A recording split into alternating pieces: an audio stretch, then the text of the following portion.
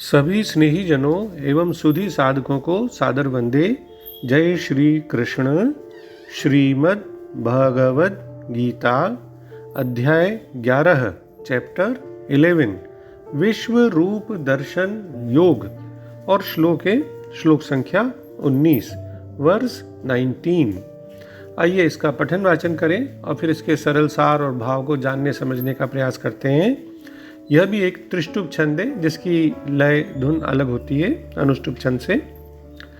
अनादिमध्यांतमनंत वीर्य अनंत बाहुं शशि सूर्य नेत्रम पश्यामि त्वां दीप्तहुतास्य वक्त्रं स्वतेजसा विश्वमिदन्तपन्तम्। इसका सरल शाब्दिक हिंदी अनुवाद इस प्रकार है। अर्जुन अब आगे भगवान से कहते हैं उनके प्रभाव का वर्णन करते हुए कि आपको आदि अंत और मध्य से रहित अनंत सामर्थ्य से युक्त अनंत भुजा वाले चंद्र और सूर्य रूपी नेत्रों वाले प्रज्वलित यानी धधकती हुई अग्नि रूपी मुख वाले और अपने तेज से इस जगत को संसार को संतप्त करते हुए यानी तपाते हुए देखता हूं। यानी आई सी यू विदाउट बिगिनिंग मिडिल और and possessing unlimited prowess and endowed with numberless arms, having the moon and the sun for your eyes and blazing fire for your mouth and scorching this universe by your radiance। तो पहले संस्कृत शब्दों का हिंदी शब्दार्थ पदच्छेद के माध्यम से देख लेते हैं। अर्जुन भगवान से कहते हैं, हे परमेश्वर, मैं त्वाम यानी आपको अनादि मध्यांतम आदि यानी प्रारंभ अंत और मध्य से रहित अनंत वीर्यम अनंत सामर्थ्य से युक्त अनंत बाहुम यानी अनंत भुजाओं वाले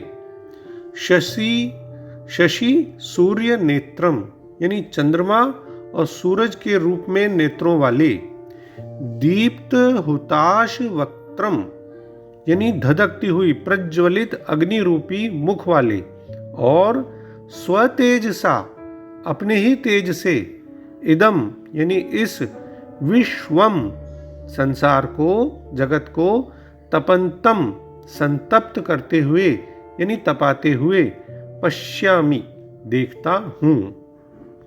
तो इस प्रकार अर्जुन जो भगवान से कह रहे हैं उसका बहुत सुंदर वर्णन आदि शंकराचार्य जी के शब्दों में इस प्रकार मिलता है कि मैं आपको आदि मध्य और अंत से रहित अर्थात जिसका न तो प्रारंभ ज्ञात हो न मध्य और अंत नहीं है ऐसे रूप वाला और अनंत वीर्य यानी अनंत सामर्थ्य से युक्त देखता हूं।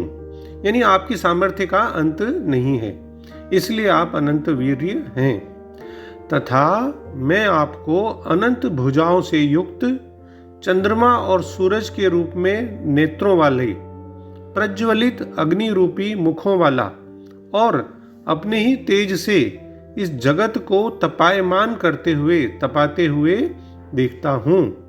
मतलब कि जिस रूप के अनंत तो हाथ हों, चंद्रमा सूर्य जिसकी आंखें हों और धधकती हुई आग ही जिसका मुख हो और जो अपने ही तेज से सारे संसार को तपायमान कर रहा हो, तपा रहा हो, संतप्त करता हो, ऐसा रूप धारण किए हुए आपको मैं देख रहा हूं।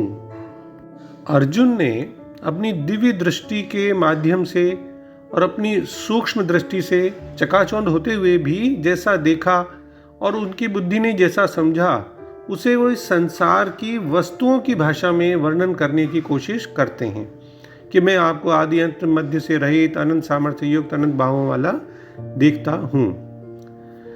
देखिए, आदि मध्य और अंत रहित कोई अनंत वस्तु है तो वह कभी भी किसी सीमित फलक वाले कोई हम फ्रेम बनाएं, चित्र बनाएं, तो उसकी सीमाओं में व्यक्त की ही नहीं जा सकती। अर्जुन के सामने एक सामान्य दृश्यों से बिल्कुल अलग, भिन्न, अनुपम और जो विराट दृश्य उपस्थित है, उसे बहुत गंभीरता के साथ सूक्ष्म दृष्टि से ही देखें तो कुछ समझ सकते हैं। तो यहाँ अनंत बाहु का अर्थ स्वामी चिन्मयानंद जी एक अलग प्रकार से भी बताते हैं। अनंत बाहुओं से युक्त है वो तो है ही, लेकिन एक और अर्थ बताते हैं कि परमात्मा ही वह चेतन तत्व है जो समस्त बाहुओं को, भुजाओं को कार्य करने और सफलता पाने की आवश्यक सामर्थ्य प्रदान करता है, ऐसा उनका लिखना है। और फिर हम जानते हैं कि जब प्रकाश होता है तभी हम वस्तुओं को देखने की योग्यता पाते हैं। तो यहाँ वर्णन समष्टि की दृष्टि से ही है, क्योंकि संसार में ज़्यादातर अधिकांश समय सूर्य और चंद्रमा के प्रकाश में हम वस्तुओं को देखते हैं। तो वेदांत की शास्त्रीय भाषा में उन्हें ही विराट पुरुष की आंखें, नेत्र कहा गया है। हुताश वक्त्रम, तो वो तो दीप्त अग्नि रूपी मुख वाला होता ही है। हुताश का मतलब होता है आग या अग्नि। अब उन्होंने मुंह को ही अग्नि क्यों कहा होगा? देखिए, वाणी का अधिष्ठाता देवता अग्नि है, इसलिए सभी भाषाओं में इस प्रकार के वाक्य देखने को मिलते हैं, प्रसिद्ध भी हैं कि उन दोनों में बड़ी गर्मा गर्म बहस हुई, या उसके इस बात ने, उसके इस वाक्य ने, इन शब्दों ने चिंगारी का काम किया, या वो तो जब भी मुंह खोलता है जैसे आग उगलता है, ऐसे मुहावरे हैं। तो मुंह भोजन का तो माध्यम है, इसे स्थान है, इसे पर वाणी का भी स्थान है। तो यहाँ अग्नि को विराट पुरुष का मुख कहा गया है। ये भी बात ध्यान देने की है कि सत्य का जो प्रकाश हमें दिखाई देता है, परमात्मा का जो विराट स्वरूप में, वह उनका स्वस्वरूप है, उनका स्व प्रकाश है। वो किसी अन्य स्रोत से प्राप्त किया हुआ नहीं है। स्व तेज सा शब्द से यह बात स्पष्ट की गई है। तो इस प्रकार हम देखते हैं कि इस श्लोक में और इससे आगे वाले श्लोक में विश्व रूप की उग्रता, प्रभाव और सामर्थ्य का वर्णन आता है। अगर हम अनादि मध्यांतम इस पद पर ध्यान दें कि आप आदि मध्य और अंत से रहित हैं, आपकी कोई सीमा नहीं है, तो 16वें श्लोक में भी तो अर्जुन ने कहा था कि मैं आपके आदि मध्य और अंत को नहीं देखता हूं। तो वहाँ देश के संदर्भ में, जैसे जियोग्राफिकली जो एक होता है भाव, उससे अनंतता का वर्णन हुआ है, और यहाँ कालकृत, समय के हिसाब से अनंतता का वर्णन हुआ है। मतलब है कि देशकृत, कालकृत या वस्तुकृत आदि किसी तरह से भी आपकी सीमा नहीं है, ऐसा स्वामी राम सुखदास जी महाराज लिखते हैं। यानी देश काल आदि किसी के भी आधार पर आपको मापा नहीं जा सकता। अनंत वीर्यम का तो मतलब स्पष्ट ही, अपार पराक्रम, सामर्थ्य, बल और तेज। तो आप अनंत असीम शक्तिशाली हैं। अनंत बाहुम, इतनी भुजाएं की गिनती नहीं हो सकती। शशि सूर्य नेत्रम, चंद्रमा सूर्य आपके नेत्र। दीप्त हुताश वक्त्रम, यज्ञ होम आदि में जो भी कुछ अग्नि में हवन किया जाता है, वो देदीप्यमान अग्नि रूपी मुख वाले आप ही हैं। स्व तेज सा विश्वमिदम तपंतम, अपने तेज से सारे विश्व को तपाने वाले आप हैं। 16वें श्लोक में ये कहना कि आप आदि मध्य और अंत से रहित हैं, और अभी फिर वापस उस बात को दोहराना, तो यह इस प्रकार से कथन विस्मय के कारण भी हो जाता है। यानी अगर हम बहुत ज़्यादा आश्चर्यचकित हों, किसी चमत्कार को देख रहे हैं, बहुत ही ज़्यादा आश्चर्य में डालने वाली कोई घटना वस्तु हो, तो हम विस्मय के कारण दोहराते हैं उसे हम चमत्कार की अभिव्यक्ति के रूप में समझना चाहिए। कोई साहित्यिक दोष नहीं समझना चाहिए कि भगवान ने रिपीट क्यों कर दी ये बात। जैसे हमने किसी सांप को देखते हैं तो हम 2-3 बार चिल्लाते हैं, सांप सांप, अरे देखो सांप आ गया, सांप आ गया। तो इस प्रकार अर्जुन भी आश्चर्यचकित होकर अपने कथन को दोहराता है। भगवान वास्तव में आदि और अंत से रहित हैं, क्योंकि स्थान, काल, कारण, कार्य, संबंध सब उन्हीं के नियंत्रण में तो है, इसलिए वे उनके परिणाम से परे हैं।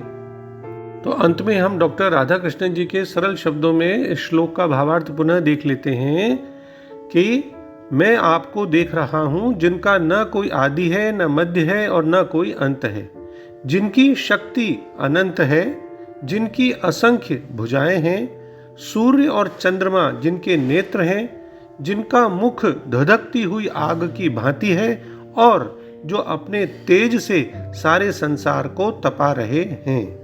जय श्री कृष्ण। ओम श्री कृष्णार्पणमस्तु। डॉक्टर BK शर्मा के प्रणाम और किसी भी भूल अथवा त्रुटि के लिए क्षमा। सर्वे भवन्तु सुखिनः, सर्वे सन्तु निरामया।